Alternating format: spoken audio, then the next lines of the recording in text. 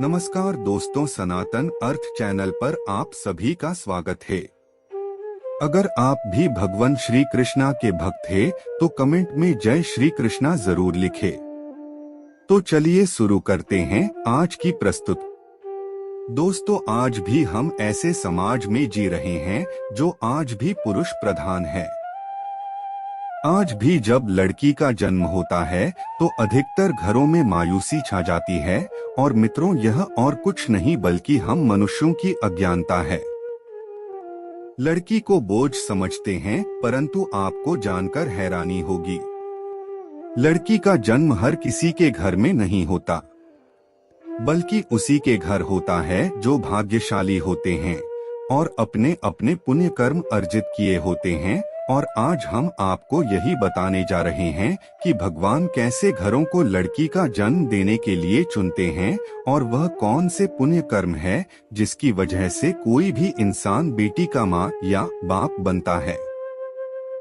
दोस्तों, भगवान श्री कृष्ण से अर्जुन पूछते हैं कि माधव, किन कर्मों के कारण किसी के घर पुत्री धन की प्राप्ति होती है, अर्थात कैसे घरों में बेटियों का जन्म होता है। तब श्री कृष्ण अर्जुन से कहते हैं, हे पार्थ, अगर किसी के घर बैठे ही भाग्य अच्छे होते हैं तो बिटिया सौभाग्य से, और जो भी स्त्री या पुरुष अपने पूर्व जन्म में पुण्य कार्य अर्जित किए होते हैं उन्हें ही एक बेटी के माता पिता होने का सौभाग्य प्राप्त होता है। बेटियों को जन्म के लिए उन्हीं घरों को चुना जाता है जो बेटियों का भार सहन कर सके, क्योंकि तीनों लोकों में स्त्री अर्थात बेटियां ही ऐसी होती है जिसका भार हर कोई सहन नहीं कर सकता। वह बेटियां ही होती हैं जो इस सृष्टि को निरंतर चलती है, मां होने के लिए अपना सर्वस्व निछावर कर देती हैं।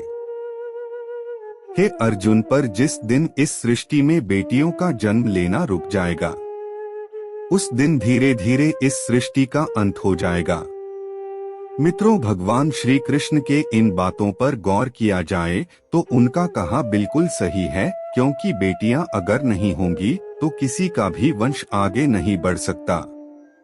दोस्तों, आपने भी कई लोगों को कहते सुना होगा कि जिस घर में बेटी का जन्म होता है वह घर स्वर्ग के समान होता है, क्योंकि बेटा तो केवल एक कुल को रोशन करता है, बेटियां तो दो कुलों को रोशन करती है। माता पिता के घर वो बेटी के रूप में अपने उत्तरदायित्व का निर्वहन करती हैं, तो ससुराल आकर एक बहू के रूप में सारे कर्तव्यों का पालन करती हैं। दोस्तों, आजकल आप सुनते ही हो, बेटियां बहू परिवार में किसी के मर जाने पर उसका पिंड दान नहीं कर सकते, लेकिन यह बिल्कुल भी सही नहीं है, क्योंकि रामायण में बताया गया है कि प्रभु श्री राम के पिता राजा दशरथ की मृत्यु हो गई तो माता सीता अर्थात राजा दशरथ की बहू नहीं उनका पिंडदान किया था, जिससे उन्हें जन्म मरण के चक्र से मुक्ति मिल गई थी। इतना ही नहीं, हिंदू धर्म शास्त्रों में बताया गया है कि बेटियां भी अपने पिता के नाम का पिंडदान कर सकती हैं। वही अगर ससुराल पक्ष में कोई पुरुष नहीं है तो इस स्थिति में बहू भी पिंडदान कर सकती है। इसलिए मित्रों, वह लोग बहुत किस्मत वाले होते हैं जिनकी घर में बेटी जन्म लेती है।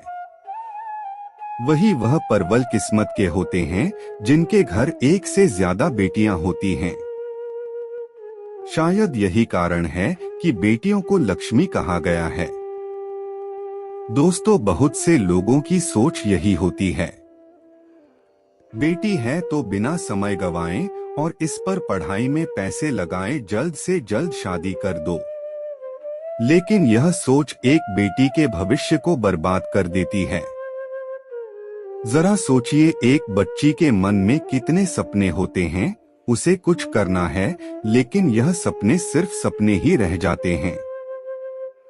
इसलिए अपनी बेटियों को सपने पूरे करने देना चाहिए, उन्हें जीवन में हर वह खुशी दे जो उन्हें मिलनी चाहिए। एक बेटे से ज्यादा एक बेटी हमेशा अपने माता पिता के लिए सोचती है। माता पिता को प्यार और अपनापन बेटी ही दिखा सकती है। बेटी के जन्म को एक जश्न की तरह मनाना चाहिए। माता पिता को बेटी को हमेशा एहसास दिलाना चाहिए कितने खास ये बेटी है। मित्रों, बेटी कभी भी बाप पर बोझ नहीं होती। वह सिर्फ अपनी और अपने परिवार की किस्मत बनाने के लिए जन्म लेती है। एक कथा के अनुसार दो मित्र लंबे समय के बाद एक दूसरे से मिले। एक दोस्त ने दूसरे से उसका हाल पूछा तो जवाब में उसने कहा कि मेरे हाल तो एकदम बढ़िया है, और हो भी क्यों ना मेरे दो बेटे जो है। तभी वह अपने दोस्त से पूछता कि तेरे घर में कितने बच्चे हैं। दोस्त खुशी के साथ बताता है कि मेरे घर में दो बेटियां हैं। उसका दोस्त भगवान का शुक्रिया अदा करता हुआ कहता है कि मैं धन्य हूँ, मेरे घर बेटियां नहीं। यह सुनकर पिता की आंखों में आंसू आ गए।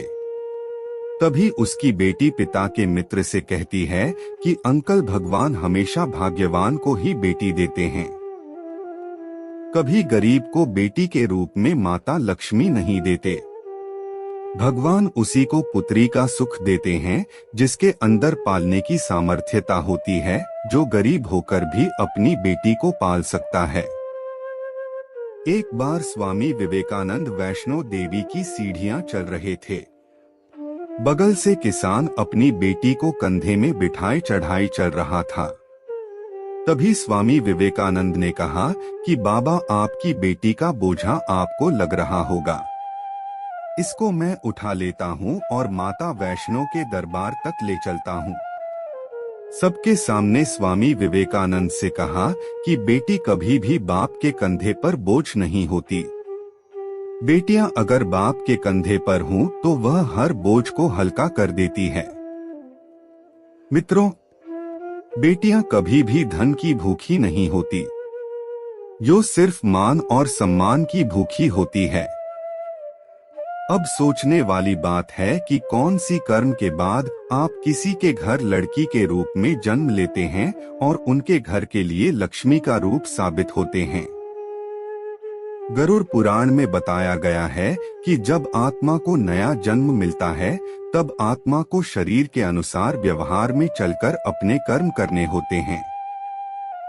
शरीर के जरिए कर्म करके ही एक आत्मा अपने जन्म के उद्देश्य को सार्थक भी बना सकती है और निरर्थक भी, यदि कोई पुरुष महिलाओं का आचरण करता है, स्वभाव में महिलाओं वाली आदतें ले आता है या वही काम करना चाहता है तो एक महिला को करना चाहिए, तो ऐसे ही पुरुषों का आत्मा स्त्री का शरीर धारण करती है।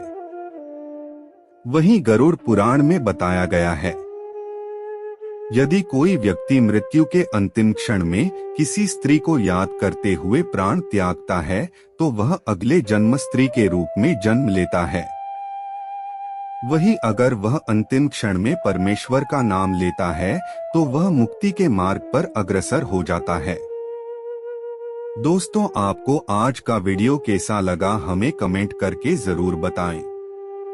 ऐसे ही ज्ञानवर्धक शास्त्र की बातें जानने के लिए हमारे चैनल को सब्सक्राइब करें और ऑल बेल आइकॉन को प्रेस करें ताकि चैनल पे अपलोड किया गया हर एक वीडियो सबसे पहले आप देख सके।